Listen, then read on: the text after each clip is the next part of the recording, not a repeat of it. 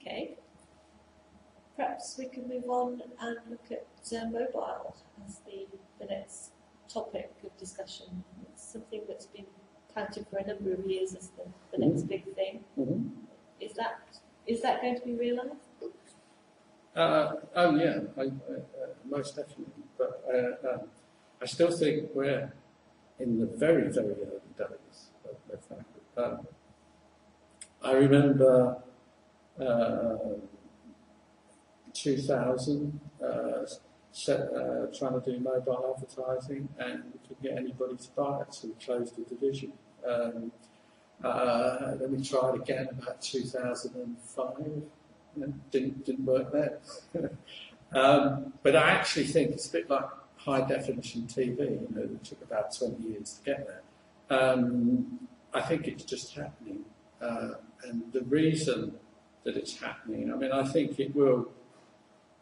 You said it really, that mobile marketing will be the next big thing, just mobile marketing per se. But I think that that's not through clever marketing. It's just that people are going to be carrying over the next year or two an awful lot of computing in that mobile phone. The mobile phone, this is the reason for the device of Nokia. The mobile phone is not a phone now; it's a mobile computer. If you look at the chip, the A5 chip that's in the new iPhones that come out this September, that is 700,000 transistors. It's got the computing power of a laptop 18 months ago.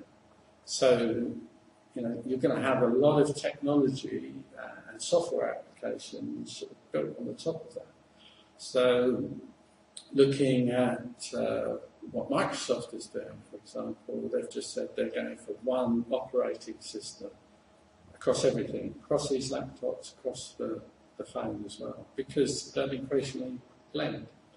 So if you have the one device that everybody's carrying virtually, and you have a lot of computing power in it, it has to become a marketing tool, because people will be using it for searching, for checking the goods and services, and you want people to opt into that as much as possible so you can communicate with them. So yeah, that is the next big thing. Look at it from, say, but it's going to mean different things to different companies. A retailer, for instance, it means that somebody's going to be in your store. You're going to know that they're using a mobile device, that they've just scanned one of your products, and they're now looking at a competitor. And you're going to have to decide with that customer, are they important to you that you do an offer for them that matches what the other person is doing, or do we not give them an offer? So that becomes like a revenue management system in real time. That's some way off, but I'm seeing that kind of thing being developed now already. So for something like car insurance, it's going to be around having some really useful functions in the mobile phone, whether you make a claim easier or whether you subscribe to offers. So now, I know one thing you probably want to know is there one technology in the mobile space that's going to be significant? And my best guess at that is voice search. Combined with artificial intelligence. And the best example of that is if you look at Siri, which was a program, it's produced by Nuance Software, who originally owned it. Apple bought it to November 2010. And it's very intelligent voice search on the phone. And you'll probably see that in the new crop of iPhones around September. Yeah. So that will get quite interesting.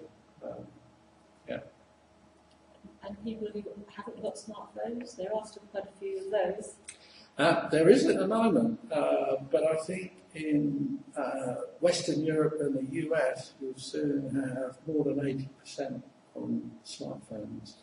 The main reason for that is because people like Huawei in China and HTC, you're going to be buying, you're going to have phones that are costing, smartphone, £85. I mean, one of the Apple iPhones that's coming in September is a low cost one, for example, to get more people on that platform. So you're going to see very cheap smartphones that will, in effect, be bundled with everything. So in developed countries, totally different. I mean, obviously, there's still a market for less functional phones where there isn't an internet structure. It's interesting you should say that. I just saw yesterday's Nokia revenue announcement. They're now making 16% profit margin on the basic phones.